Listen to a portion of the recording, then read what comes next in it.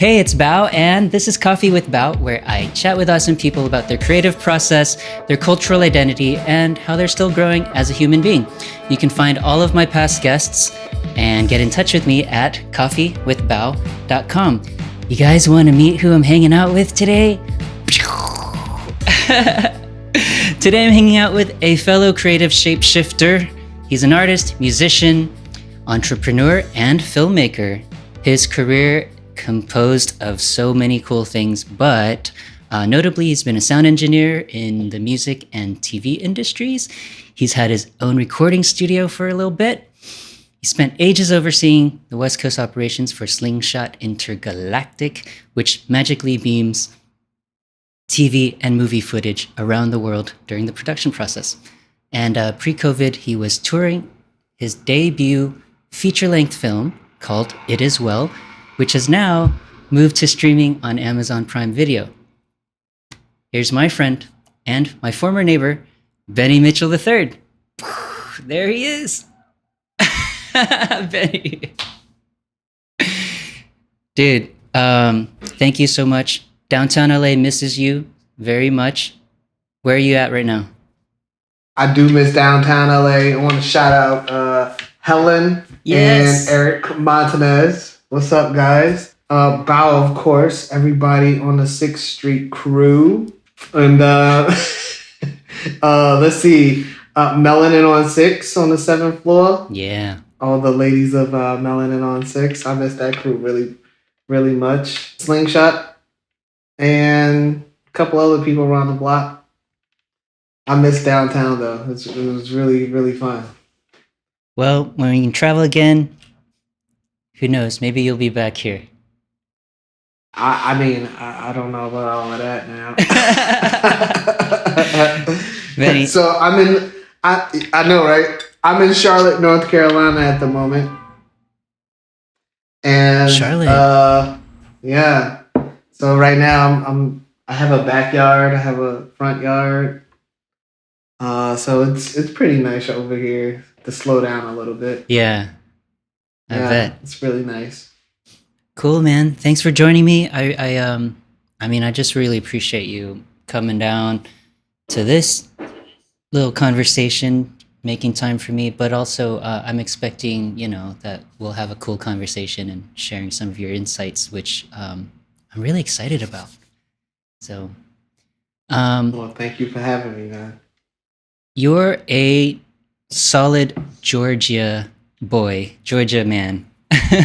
But I read somewhere that you guys kind of lived in some other southern states too as a kid. Yeah, so I was born in Savannah, Georgia, so I am a southern boy or a southern gentleman. Yeah. My sisters and I also went to a boarding school. I spent all of my high school career there. So I grew up, per se, in Piney Woods, Mississippi. So after graduation, I went back to Savannah, Georgia. I see. Yeah. That's cool, because one of these days I'll be able to meet your family and hang out a little bit, see what's up with these Southerners. Yeah, man. Hey, it'll be no problem. They'll take you outside and they'll have what they call a low country boil. Oh yeah. It's like, you know what that is? Yeah. So yeah, that place is who? Pig meat? I said feed me. Oh. But yeah, they'll have a good time with the low country boil and some music and everything like that. That's beautiful. How far back do you know about your family history and stuff? Have you guys always been in that area? So that's a great question. It's also kind of complex also. I bet. So I can't go back no more than my great-grandparents. I mean, I barely know a little bit about that, dude, because there weren't as many photos. But as far as like going back further than that, I don't know that information because it was buried on purpose. Yeah. So, and it wasn't our doing. It wasn't my family's doing. This is part of the sins of America. Yeah. So I don't know that much about my history. There have been talks about like, hey, yeah, you have Cherokee in your family, but I don't know that. Haven't seen any documents, no pictures. That's all hearsay on my dad's side, and on my mom's side, I just know her grandfather was a white man. And other than that, that's it. I don't know too much about that. Yeah, I think people like you and me spend a lot of our efforts trying to reconstruct a lot of that because our family history was destroyed too when the Vietnam Civil War stuff happened, which is why I thought it was so important and huge that you did so much work to preserve the legacy of your father in your film, and which we'll talk about in a few. But good on you, dude. Yeah, thanks. Yeah, so you guys are you're church people, and with the boarding school and all, I feel like that was your community, right, around Savannah and Mississippi, and I wonder, like, if that was your superhero origin story. What do you think is the superpower that you got out of that? Talk about superpowers. So yeah, I am a preacher's kid. So growing up, the community I grew up in at that church, I made some lifetime friendships with some people's or other people's sons and daughters by singing in the choir or doing some church activity, whether it was BTU, which was Baptist Training Union, Sunday school, vacation Bible school. So, from like the age of a baby up until, you made some really cool connections. Some people you just don't, that and some people that you just don't talk to. So yeah, it's like any other community. But it was going to boarding school was also a point in my life where I was developing myself. I was, defining myself on who I was going to be. So from the age of like 14 to 18, I was there. I was impressionable. I was growing. So I was around a whole bunch of smart kids it was an all black boarding school from kids all over the world. So I got to grow up with some people from Angola, Ethiopia, Washington, D.C., Oakland, California, Los Angeles, you name it, all over these big cities, and also small towns like Canton, Mississippi, or Yazoo City, Mississippi, behind God's back, Alabama.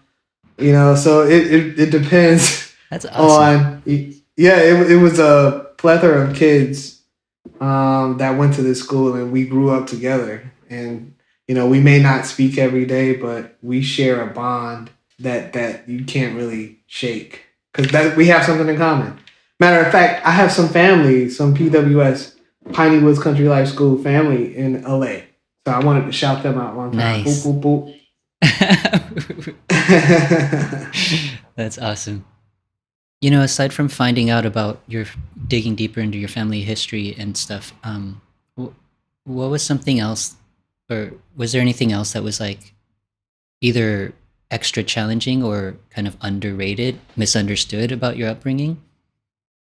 Yeah. Once people find out who you are or what your parents do for a living or as a passion or something like that, they kind of label you, especially if your family or you're the leader of the family was out in front being bold. Yeah. So if I wanted to go to the movies at 9:00 at night, you won't be able to do that. Your daddy is such and such. Lucky you. Right. So I was always put out on Front Street where if somebody didn't know and somebody knew, they would have known by the end of the night because it was just something to talk about. Wow. So that's one thing, just kind of like dealing with, peer pressure, because, that makes you want to be your own person, and then you doing a little bit of rebellion. Yeah. Until you really find out who you are. Once you find out who you are, you're fine. You're okay with it. But when you're just trying to make friends and coming from two different parts, I would go one place and it was accepted, and then you would come back home, and the things that you've learned from this other place, they might think something else over here, like, oh, you too good, or you talk funny, you from blah blah blah, and we don't talk like that around here. You don't talk like you are from around here. Where you from? What high school did you go to? Oh, well, you're not from here. You know, so it's trying to find acceptance in a place where, you know, you shouldn't have to try to validate yourself. Yeah, you know? That's interesting. So I always see you as an artist, like somewhere in between art and business. I read or I learned a little bit about you getting into music as a teenager, as a youngster. And I wonder if that's like through the church that you just got thrown in there, or were you just born music curious? You know, my father was musically inclined. And as you'll see in the film, that he was basically a singer. And I learned some things about him during the process of making this film. Was he used to go to other people's houses when he was a teenager and play and sing for tips. Oh, wow. Yeah, I didn't know that. Like, that was just something that he just didn't mention, you know? But he would do that. And of course, he had his own band when he got into like his college era. He would, you know, sing at different clubs. And matter of fact, he took my mom, one of their first date, part 2 of their first date was being at a club he was singing at. Oh, wow. That's a way to impress a girl, right? Yeah, so it's kind of natural that you got in and started doing something yourself with music. Yeah, I played piano from the age of 4 till about maybe piano and drums. Piano I learned in the daytime. Drums was more like at church. I didn't play drums at church. I just kind of like picked up drum set a little bit. I got you. And then I learned how to record my father at the age of 10. What do you mean? That was the first time. Like recording his sermons, like his speeches. On cassette or on reels and stuff? Reel to reel. Oh, man. Reel to reel. Yeah. I was at the age of 10 when I started that. That's so cool.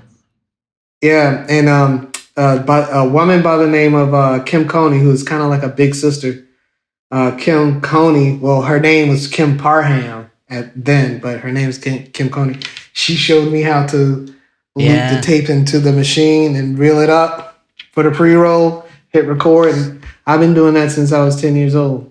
Wow. And then they moved to cassette tapes.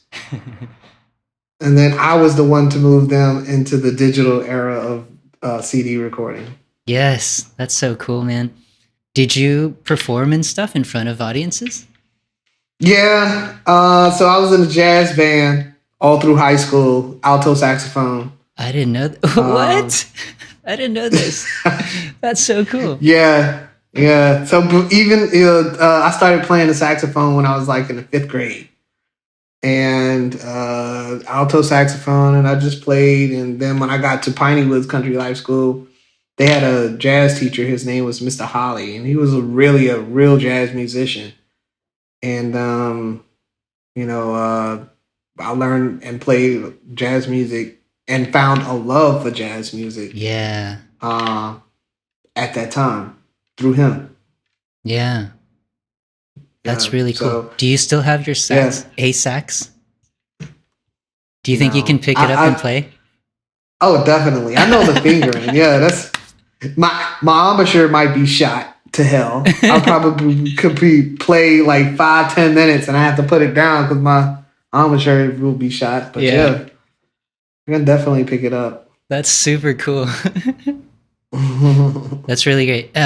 You went to Savannah College of Art and Design, aka SCAD, and you got into more like film related stuff while you were there, right? Yeah, so that was my major, film, video, and sound design. Mm. Although film was my major, when I found sound design, I kind of fell in love with sound and discovered that that was one of my gifts, Ooh. was to be able to listen and articulate what was happening. You know, whether on a technical side, whether it's good sound or bad sound. And one of the things that they tell you in art school is nobody's going to tell you if your audio is good. Nobody. But they're going to tell you if it's bad.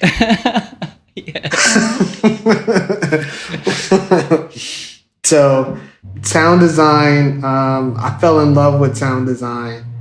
But film is just something that I was kind of familiar with because some of the film that I shot when I was 12 years old and all through my high school is in the film that I made. Right. So that's how far back this goes for me. You know, yeah. Since I was 12, I had a camera in my hand, and my mom. I always say she's a borderline hoarder because she just keeps things. And I was like, how do you know you have this? She'll just pull it out. There it is, or go look in here, and she has it in an organized fashion too. Yeah. And then you awesome. Become grateful for that, right? Because she saved a bunch of stuff. Absolutely. Yeah, I feel the same way with my mom. She's got a bunch of my old drawings and stuff, and I'm like, God, that stuff is so cool to see now as a grown up. Yeah. So you worked around audio and film for like all of your career from then on, which started in like after school. You went over to New York City and worked in audio.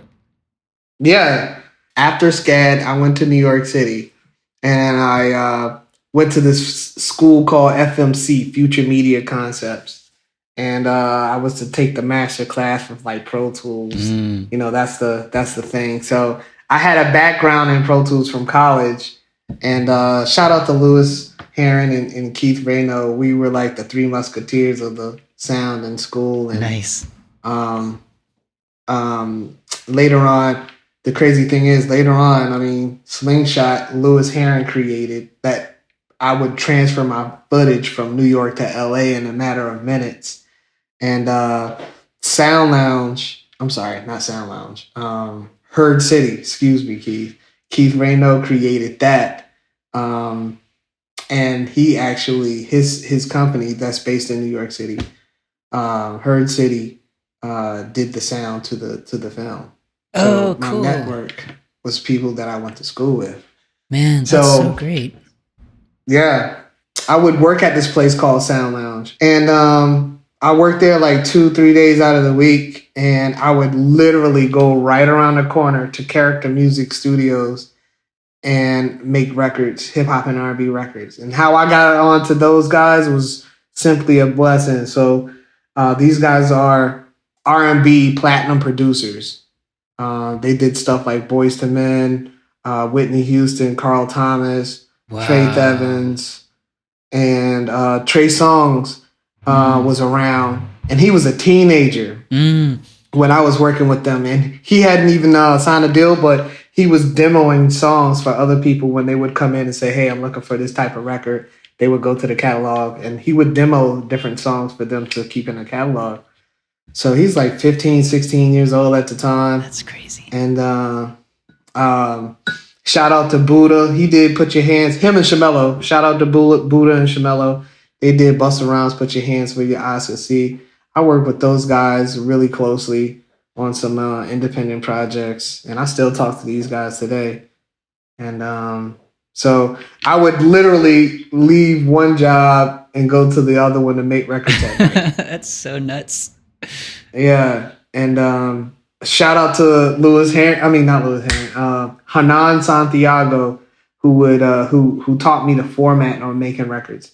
So my musical background actually helped out a lot because it's you need to know tempo, time signatures, and also how to cut the vocal and fly it to the different parts of the song. Yeah.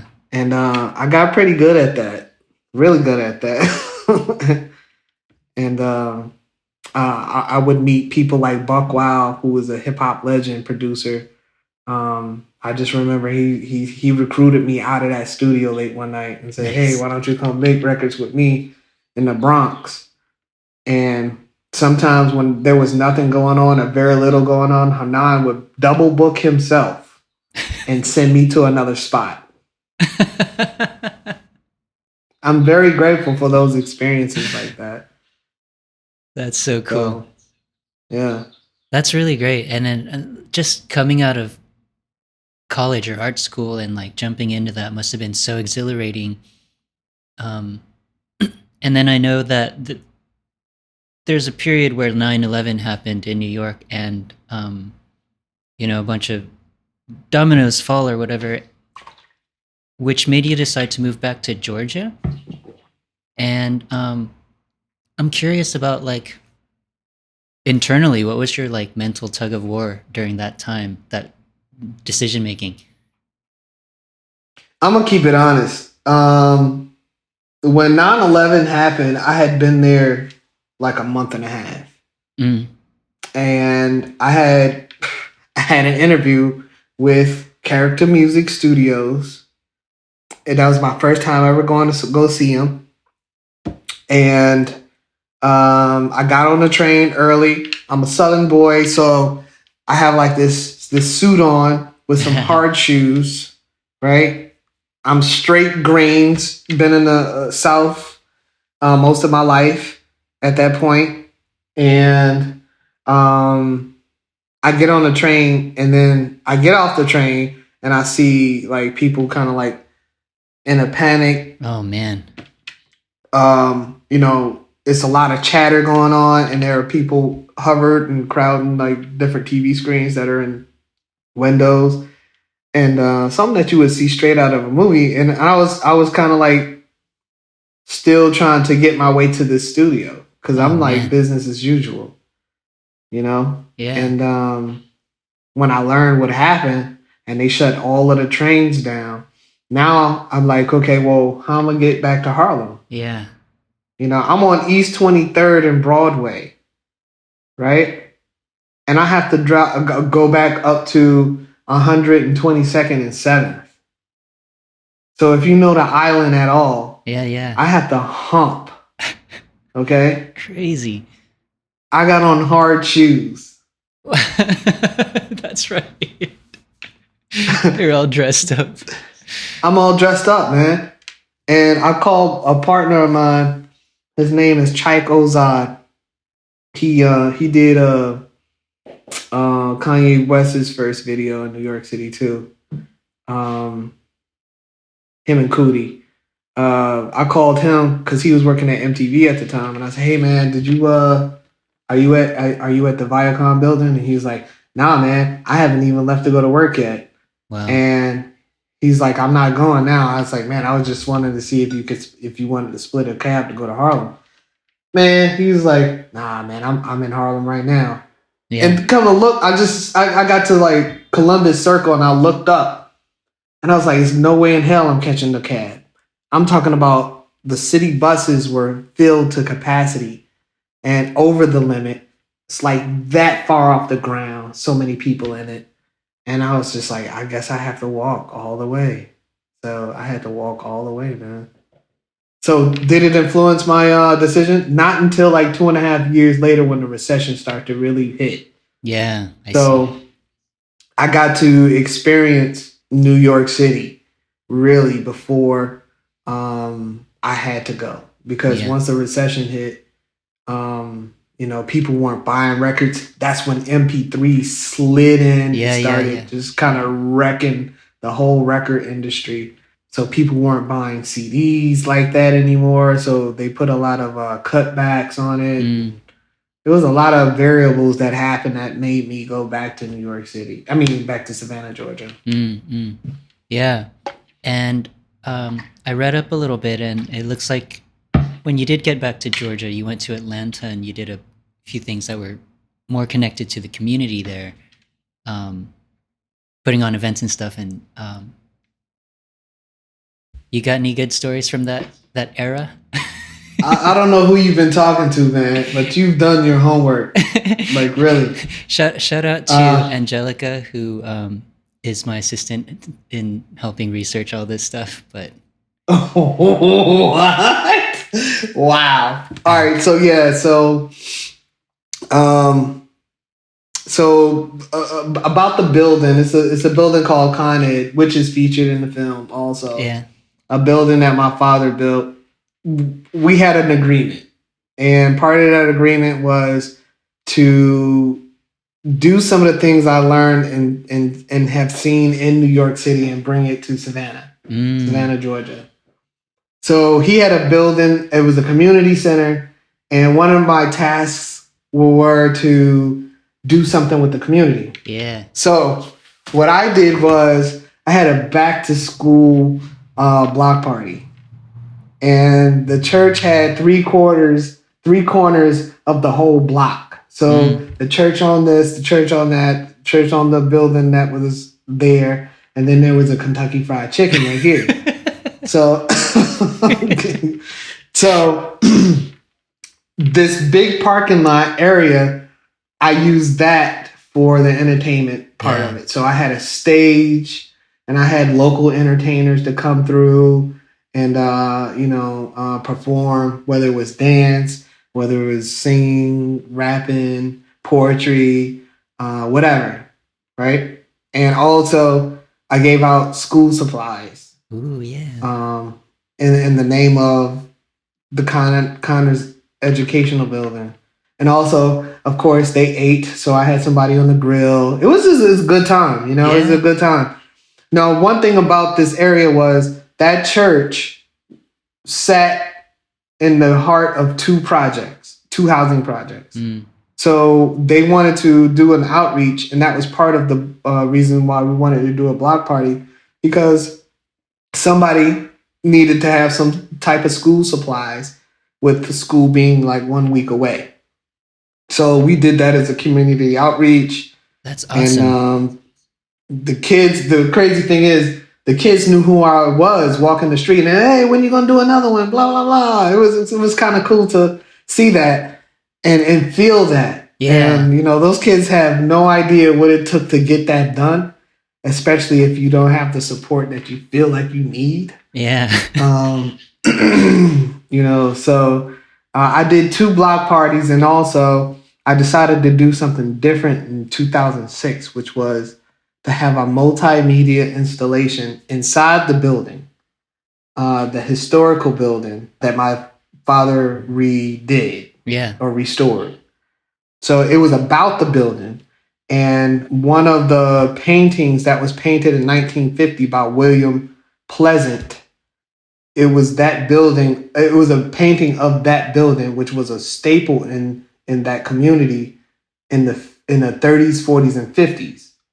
And that was recognized by the Georgia Historical Society, the first Black commercial building in Savannah, Georgia. Yes, that's awesome, dude. So, because it was the YMCA, and when the troops would come over from overseas back in the 50s, they could not stay on the military base, Hunter Army Airfield, because of the color barrier.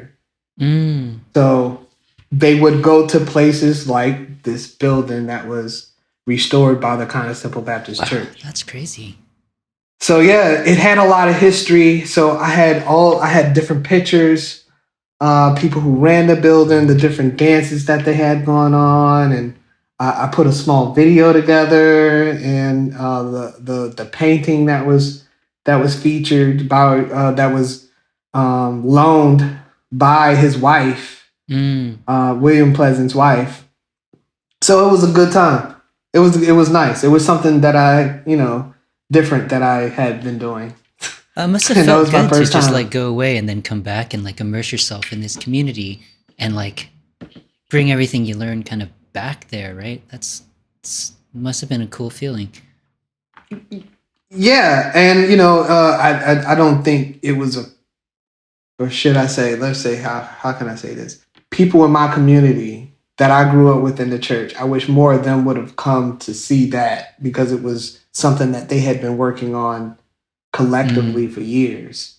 But it was a lot of people from different communities coming to check that out, which was also cool. Yeah. Wow. So you embarked on a journey for over a decade, which resulted in this movie, It Is Well.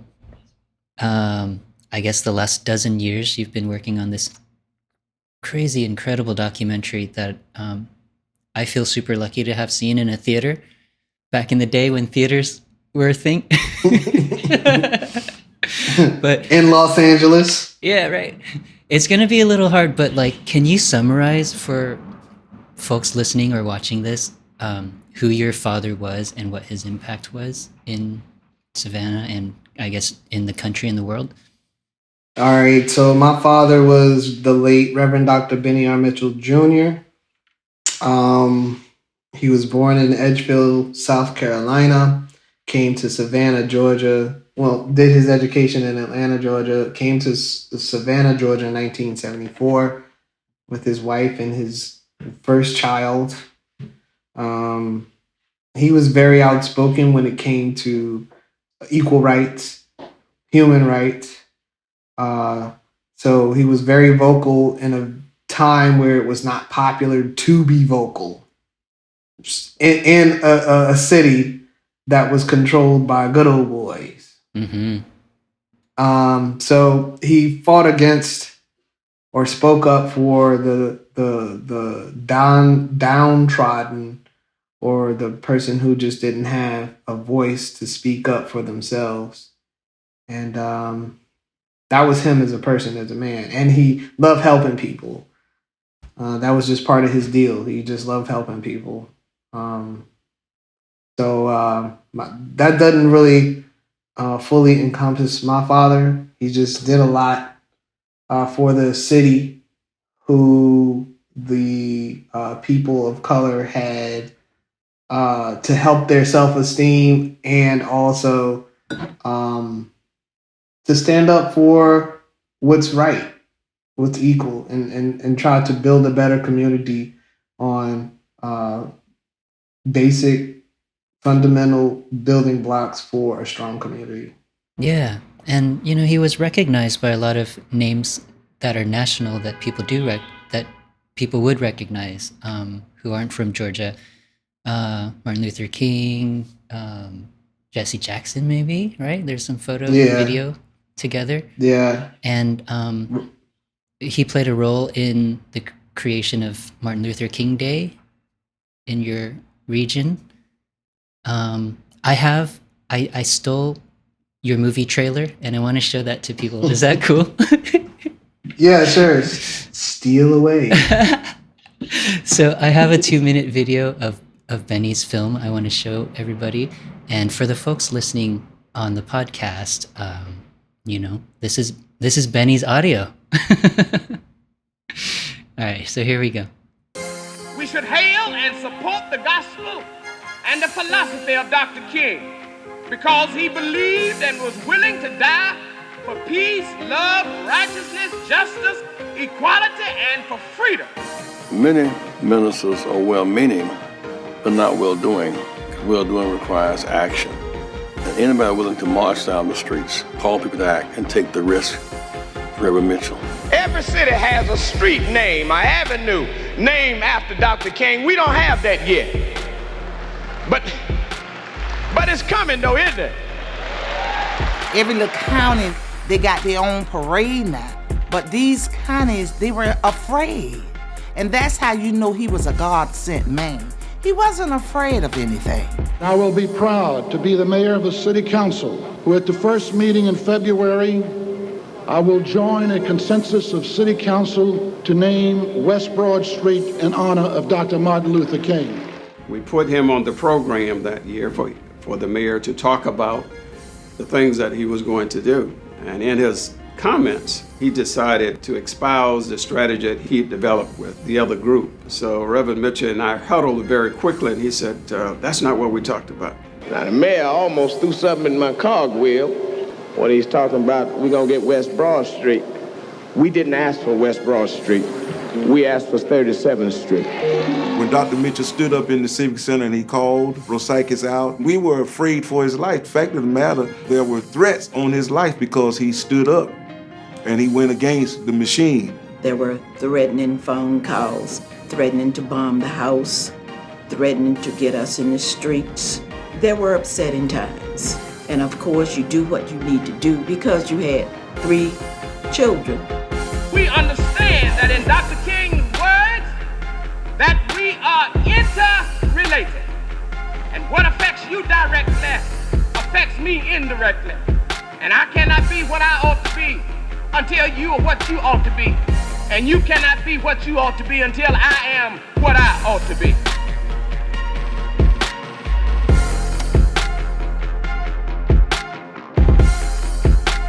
It is well. That's my friend Benny's film. It is well. Bennie R. Mitchell III. Benny's documentary is extremely well done. It's like super emotional and like inspiring.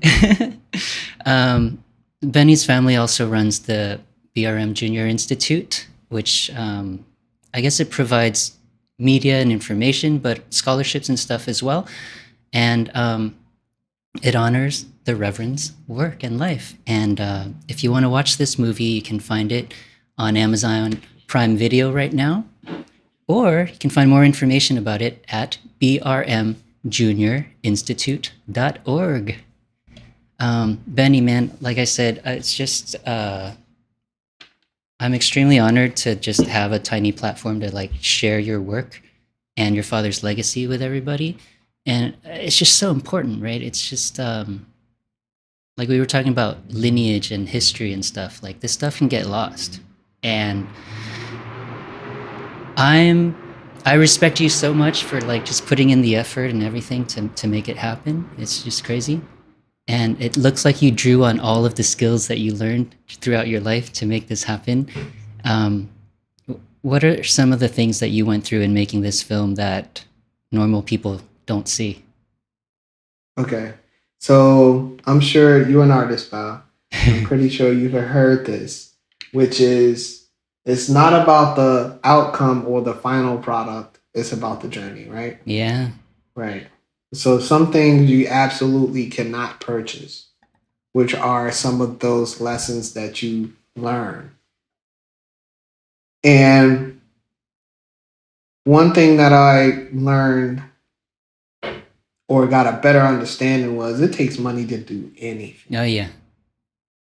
So I didn't have a great support system when it comes to like my father being a community man and some, you know, I had high hopes on pulling that through when it came to raising money to make this happen. I fell flat on my face when that came up because people just wanted to see what I was gonna do. Right. And they assumed a lot of stuff, right? Because you're yeah, totally. And so there were a series of things that had happened to me that fired me up to say this is gonna get done even if it kills me. Wow. And I really took that approach because it almost buried me for real. And so I emptied out all the money that I had saved, 401k, the record money that I had, everything. I just dumped everything on the table and moved to Los Angeles after a failed attempt at raising money. So I just took everything that I had, man, and put it on the table and said, hey, they say you only live once. So let's give it a good shot. I'm proud of you, dude. It's so Thanks. crazy. Your father actually passed away while you were already starting to make this film, and I'm curious how you had to like recalibrate and what impact that had on your process. Man, the last interview he did, I conducted. November 17th, 2010 was his last interview. I had no idea he was, about to pass away. It was totally inspired actions that even got me to the point of setting up, picking a date, and the producer that was helping me out, shout out to Jelani Hardy, got the crew for me and set up everything. All I had to do was just tell him where I wanted it, and we got to work. After he passed, my attitude changed. And also the look of the film changed. So I started to go crazy on shooting. I shot for like maybe about 2 weeks straight. Shout out to Kai Walker for organizing 2,500 tapes in the summer. And she just started doing it. She did it the whole summer, and we got maybe 10,000 left to go. Wow. And that was done in the summer of 2011. So I just started shooting. And then I started shooting again in 2013 and went to LA 2013 and caught Reverend Jesse Jackson. So I just started shooting. And any opportunity, I started shooting in an environment where I could actually go back and get some. That's why you see 2 different interviews with 2 different dates with the same person. Because like I said, the look had changed. Yeah. So just that was it. And my mom, she thought I was becoming obsessive. And I was like, I really can't explain to somebody who don't understand. You can never explain your vision to somebody on the outside looking in. Yeah. You can't do it. So don't even try it. Just do what you're gonna do, move on so you can get to the next level or the next part of your journey. So I just shot like crazy as much as I could. I did 74 interviews. That's so gnarly. And I didn't even get to use all of them.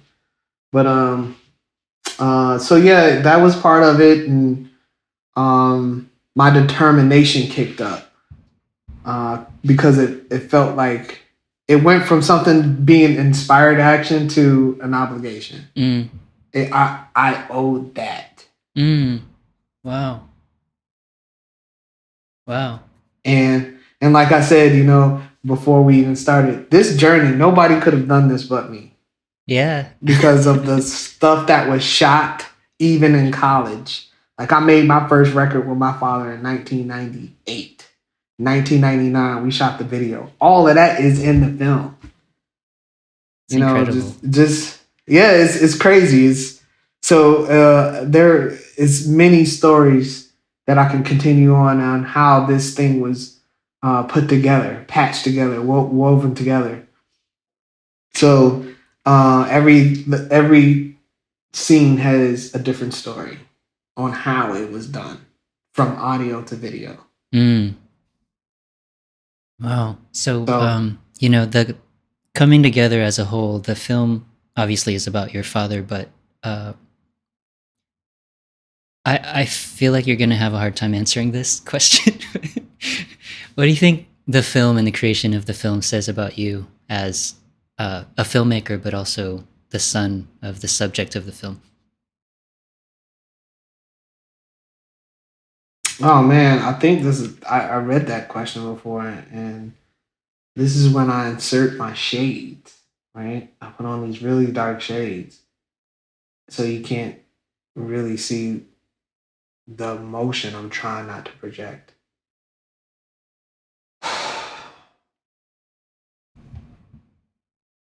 What does it say about me? I loved my father.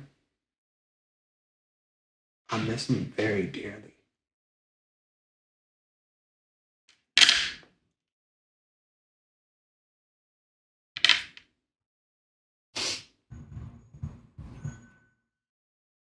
That was one thing that I owed not only to my father but to my ancestors. Yeah. Out of all the people who fought, died, suffered lifelong injuries, for me to have an opportunity to do something like this.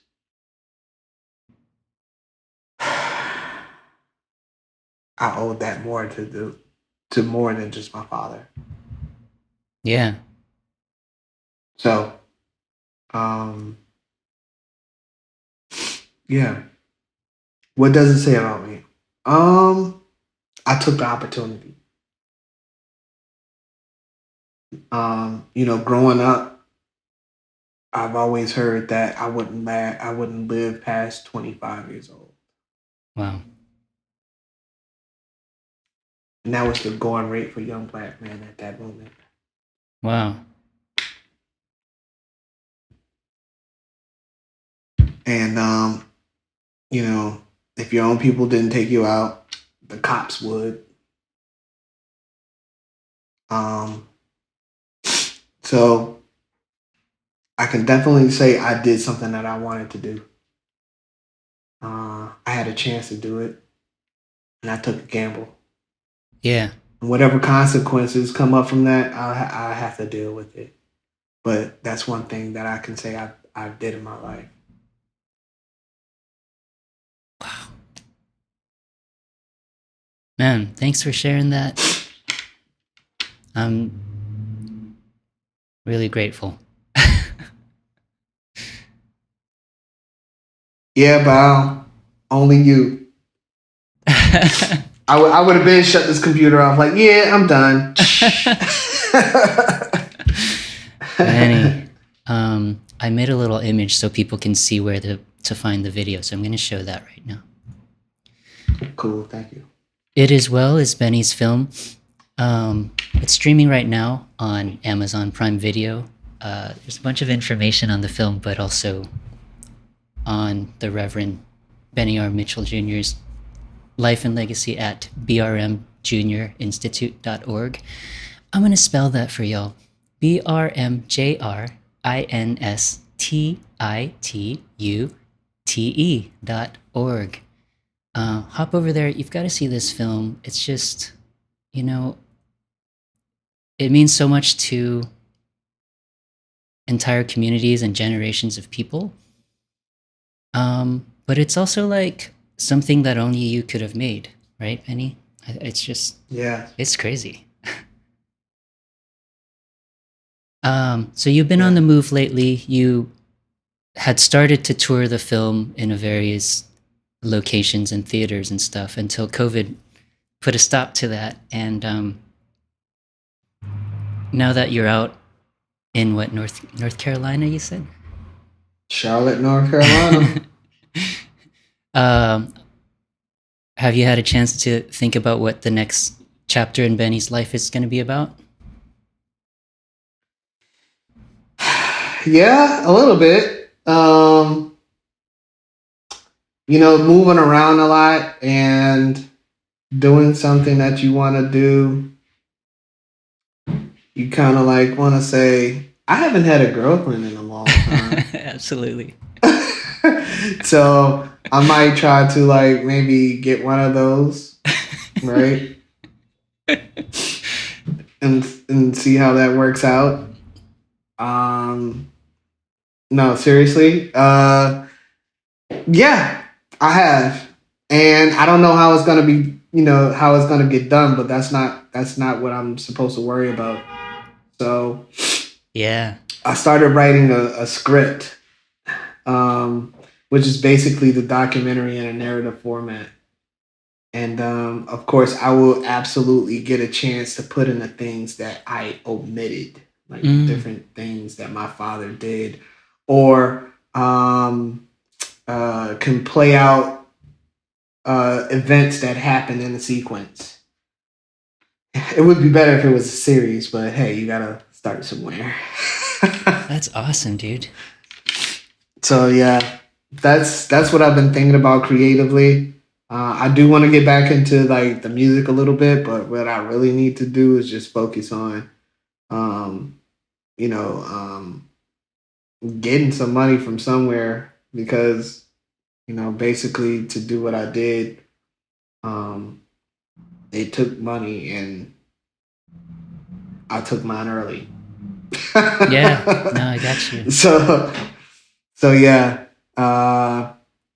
Hopefully the goal is to exercise some of these talents to get paid for and be able to continue to still tell my father's story and some of his teachings. Like I said, I got like 10,000 more tapes to go through. That's insane. I'm not even playing. Like the stuff that's in the film, I had hard decisions to figure out what was gonna be played, shown, and I wanted to, in making the film, I wanted as cohesive as possible and still get a message across on the type of person he was. So I could have easily made this film 2.5 hours, no problem. But I didn't. Now you got this big portfolio piece to prove that you can do this. So, I hope that results in some people helping you fund your next project. We had a chance recently to be in the same clubhouse room a couple weeks ago. It's kind of weird, but to me, the essence of it was just talking about how as we grow up, we're constantly learning more about ourselves, our values, our preferences. And I was wondering, like, is there anything right now that you're focused on leveling up on for Bennie? Yeah. Myself. Yeah. I don't want to say I lost myself, but I think to a point you do have to kind of like put down some things to get something that you want done. And I put a lot of things off to do this film. So really, there were some things also that I did not handle in the background when it comes to mental health. I really probably should have sought some help after my father died, and I did not do that.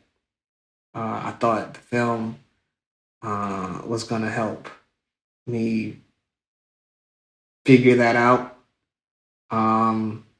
It didn't per se, because it was just something that I could lean on a crutch. And now that I'm not putting this film together, I feel a big void in my life.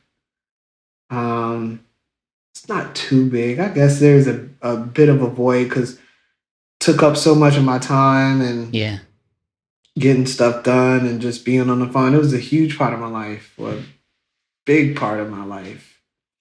And so my focus right now is my mental health. I think I may be depressed, to be honest with you. And dealing with this whole COVID thing on top of the things that we have to do to survive. So I am actively seeking a therapist. So that's what I'm doing to level up myself. That's real, man. That's real. And that's just like, I just hope and pray that people are more okay talking about this stuff. from now on. And so I think you are a super talented and very smart and a Southern gentleman. But what do you think the key is to being a decent person to the world around you? Like, what is like the essence of being good? Man, Bao, that's a crazy question because everybody's not built the same. You need an asshole in your life every now and again, because you need to really figure out like who you are, and sometimes the opposite compliments. Sometimes it will raise awareness about yourself. Yeah. Different situations, and just seeing what you can learn from anything that happens, even if it feels a little funny to you. There's a lesson to be taught, a lesson to be learned. Wow. So, I mean, everybody is not built the same. Everybody it will never be peace. Total world peace. You can have peace in different situations. But you can walk through this life and, as if there's a saying, like you can walk through the life or like you own cotton in Augusta. Right? So that's a old Southern saying. You walking like you own cotton in Augusta, meaning that you have no worries. You have people, anybody who talks to you at that point, especially those who are working for you, are beneath you. Yeah. And that's the thing about it. I mean, to learn from a situation, you have to have some type of compassion towards the people around you, the people that's making you rich. Yeah, dude. That's crazy. Benny, I am so grateful that you agreed to spend time with me, talk about all this stuff, and be super real about it too. Yeah, thank you. Thanks for making this film too. I hope everybody goes and checks it out. Man, thank you for having me, Val. You never forgot about me. I think you're super talented too, man. I mean, when I first heard your music, the first thing I thought about was the Time, the band. That's awesome. And yeah, and seeing you in your space and your creativity, man, it just helps. It inspires people, because nobody would think that I could play your music and people were like, no way. Yes way. Cool. So yeah, man, you're an inspiration as well, especially, and thank you for doing this video. That's awesome. Hang on for a couple minutes, Benny. I'm gonna give a little outro, and then I'll come back and do a proper human goodbye. Bennie R. Mitchell III has been my guest. Benny has a debut feature film called It Is Well. It's so very important and impactful. You can find Benny and his film at brmjrinstitute.org. The film's streaming right now on Amazon Prime Video. Please go check it out. If you like this show, please support me by hitting the subscribe button and share this with somebody, because that's how this stuff gets around, right? I'm starting to put out episodes every other week now, because Coffee with BAO is such a resource-intensive project. So if you can support me financially, hit me up on coffeewithbao.com. There's a big blue support button. And I'd really appreciate that. And I thank you very much for having Coffee with BAO and Benny. See you next time.